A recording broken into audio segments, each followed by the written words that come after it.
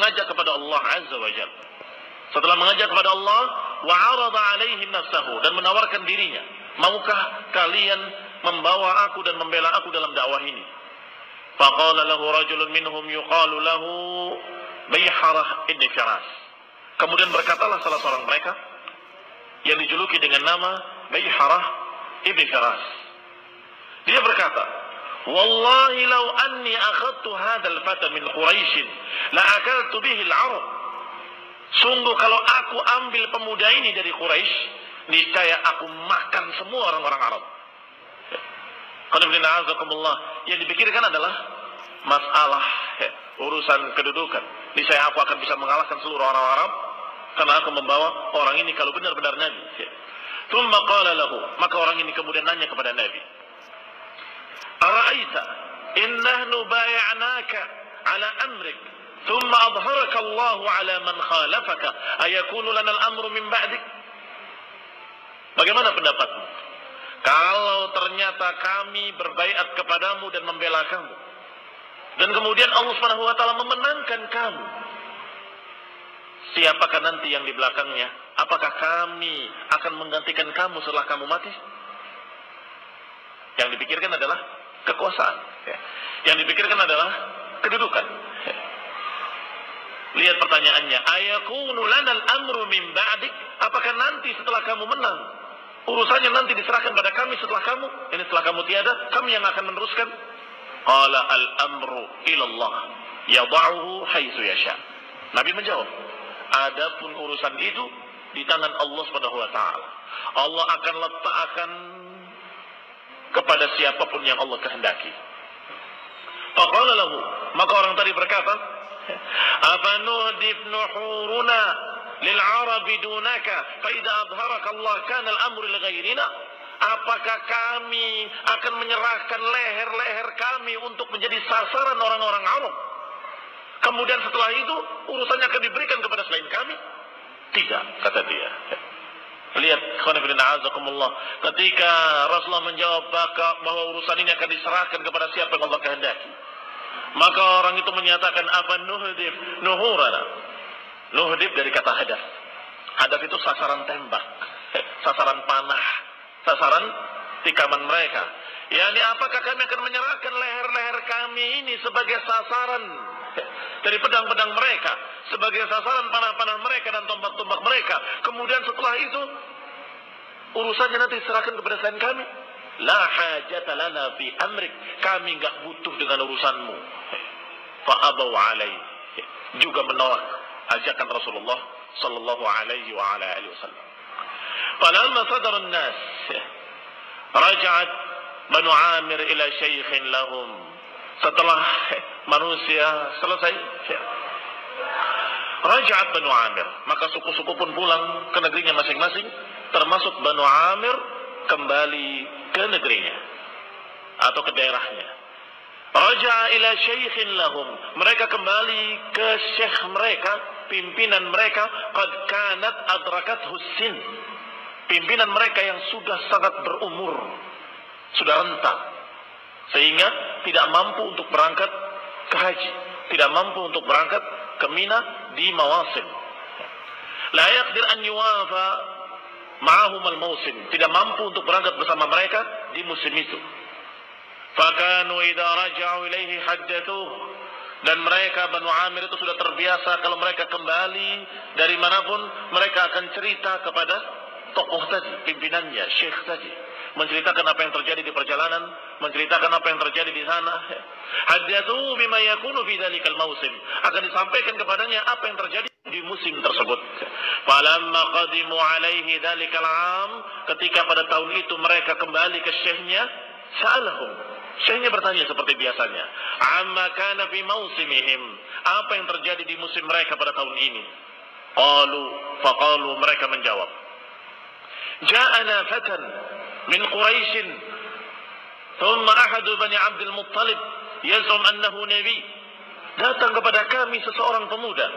Ini seorang dalam keadaan yang tidak tua umurnya, karena di sana mereka menganggap 40 itu masih muda.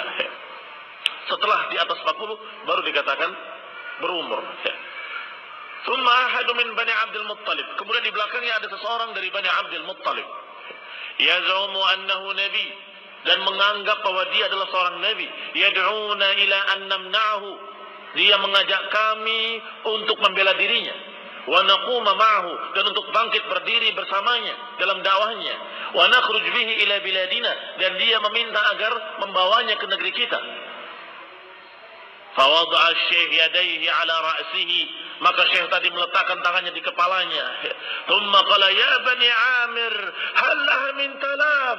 Wahai Bani Amir, apakah bisa kesempatan ini diulang kembali? Yani, jangan sampai terlewat kesempatan ini.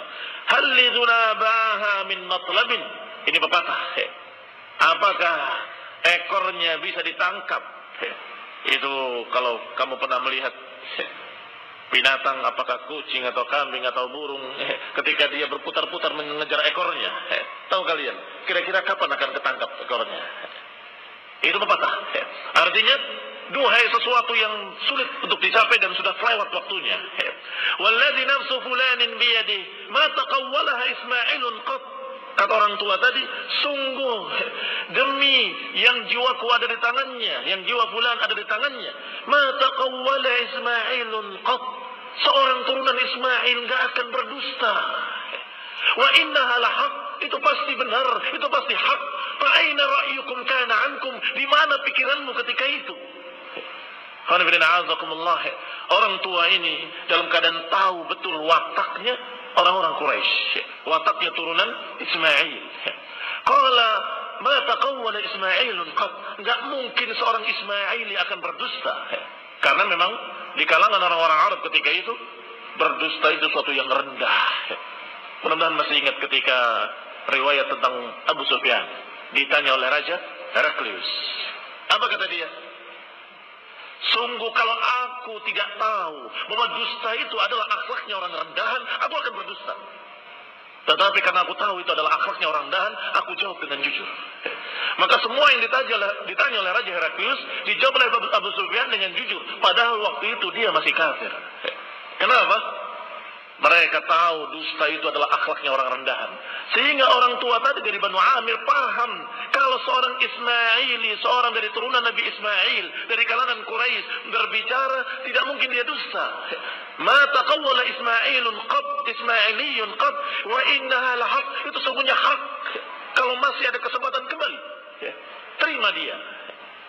Ini khonibdina azakumullah bidayah, permulaan dakwah Rasulullah SAW di mausim.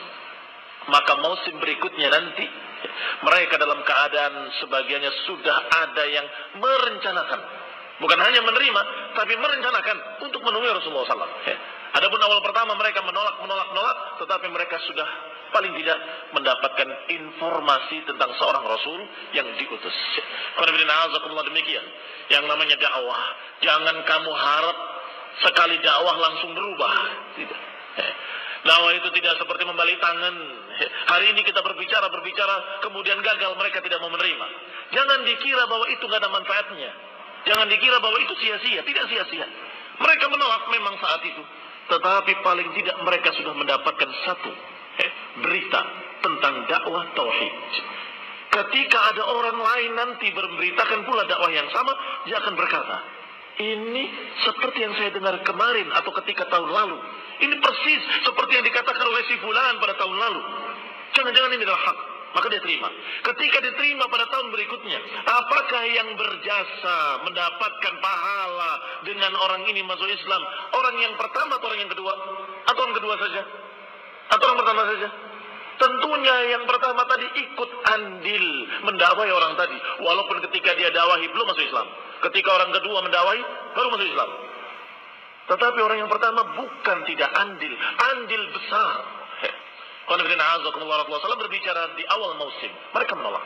Tetapi ketika pulang ke syekhnya, mereka menyatakan ini hak. Kenapa kalian tolak? Sungguh itu adalah satu kemuliaan dan seterusnya. Sehingga tahun berikutnya mereka akan bisa menerima dakwah Rasulullah SAW dan siap membela Rasulullah SAW. Kemudian diriwayatkan pula dari Abdullah bin Ka'ab bahwa Rasulullah sallallahu alaihi wasallam ata Bani Hanifah. dalam musim tadi juga mendatangi suku yang dijuluki dengan suku Bani Hanifah. Fi manazilihim, di tempat-tempat mereka, di tempat singgah mereka. Fada'ahum ilallah, mengajak mereka kepada Allah. Wa 'arada 'alaihim nafsahu, dan sebagaimana biasanya beliau menawarkan dirinya dengan dakwahnya untuk mereka. Ini maukah membela dakwah ini? Maukah membela aku dan seterusnya? Falam yakun ahadun minal arabi aqbah alaihi raddan minhu. Sungguh tidak ada suku-suku dari Arab yang lebih jelek jawabannya daripada Banu Hanifah. Yani penolakannya yang paling jelek adalah ini, Bani Hanifah. Masih ingat tentang kisah orang-orang murtadin? Ya tentunya akan datang nanti di belakang. Bahwa mereka yang murtad ketika Rasulullah wafat adalah Banu Hanifah juga. Nah, bahkan Rasulullah sallallahu alaihi wa ala alihi wasallam ala dzalika min amrih, terus dalam keadaan demikian. Kullama ijtama'a lahu an-nas bil mausim, setiap manusia berkumpul di musim haji, atahum yad'ul qabail ila Allah. Selalu beliau mengajak suku-suku tadi kepada Allah Subhanahu wa taala, wa ilal Islam, mengajak kepada Islam, wa ya'rid 'alaihim nafsahu, dan menawarkan dirinya untuk mereka, wa ma jaa'a bihi min Allah minal huda war rahmah, dan juga menerangkan apa yang beliau bawa dari Allah Subhanahu wa taala tentang hidayah, petunjuk dan rahmat. Wa huwa la yasma' biqadimin yaqdam Makkah min al-'arab lahu ismun wa syaraf illa tasadda fada'a lahu wa da'ahu. Dan beliau tidak mendengar ada qadimin, ada orang yang datang ke Mekah dari kalangan Arab yang memiliki nama dan memiliki kemuliaan, yakni tokoh kaumnya, mesti Rasulullah SAW akan datangi dan akan dakwahi. Wa 'arada 'alaihi ma 'indahu, dan ditawarkan dakwahnya dan juga menawarkan untuk siap membela beliau sallallahu alaihi wa ala alihi wasallam. Qadima Suwaid bin Samit ahadu Bani Amr ibn Auf. Datang seseorang yang bernama Suwaid bin Samit, salah seorang dari Bani Amr ibn Auf. Datang ke Makkah hajan atau mu'tamiran, haji atau umrah. Fatasadda lahu Rasulullah SAW, maka Rasulullah pun menyengaja mendatanginya. Hina sami'a bih, ketika mendengar dia datang. Fada'a ila Allah, mengajaknya kepada Allah, wa ila Islam, mengajaknya kepada Islam. Faqala lahu Suwaid, maka Suwaid berkata, fala'alla ma'aka mithla alladhi ma'i, bisa jadi apa yang ada padamu seperti apa yang ada padaku. Faqala Rasulullah SAW, wa man alladhi ma'ak, memang apa yang ada padamu? Qala majallatul Luqman, yakni tulisan dari katanya, wallahu ta'ala alam, dari Luqman al-Hakim, buku-buku hikmah. Faqala Rasulullah SAW, i'radha alayya, coba tunjukkan kepadaku. Fa'aradaha alayya, kemudian tunjukkan kepadanya catatan tadi. Faqala lahu inna hadha lakalamun hasan, maka beliau berkata kepadanya, inna hadha lakalamun hasan, ini memang ucapan yang bagus.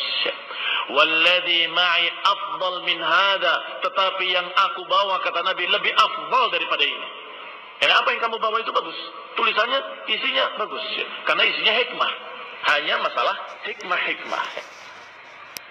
Sedangkan yang ada padaku afdal min hadha Qur'anun anzalahu Allah Ta'ala alayya, Al-Quran yang Allah turunkan atasku. Huwa hudan wa nur, yang padanya merupakan hidayah, petunjuk dan cahaya. Fatala alaihi Rasulullah sallallahu alaihi wa ala alihi wasallam Al-Quran, maka dibacakanlah oleh Rasulullah sallam Al-Quran. Wa da'ahu ilal Islam, dan diajak dia untuk masuk Islam. Falam yab'ud minhu wa qala inna hadha laqaulun hasan, ternyata jawabannya tidak jauh dari apa yang diucapkan oleh Rasulullah sallam. Innahu laqaulun hasan, itu ucapan yang bagus. Tsumma sarafa anhu, kemudian pergi. Faqadimal Madinah ala qaumihi, kemudian dia datang ke Madinah menemui kaumnya.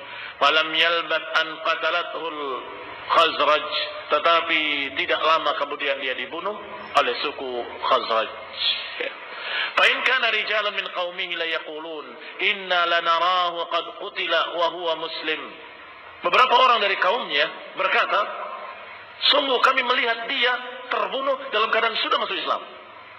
Wa kana qatluhu qabla yaumi Bu'ats, dan terbunuhnya beliau sebelum hari Bu'ats. Hari Bu'ats adalah hari perangnya Aus dan Khazraj yang berlama-lama, dan itu terbunuhnya sebelum kejadian perang tersebut. Demikian kisah Rasulullah SAW menawarkan atau mendakwahi mereka dan menawarkan dirinya untuk dibela dalam dakwahnya, tetapi tahun tersebut masih belum ada yang menerimanya.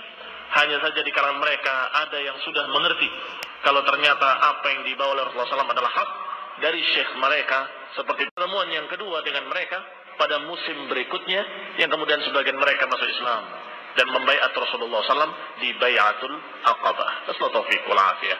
Wassalamu hidayah wa rahmatullahi.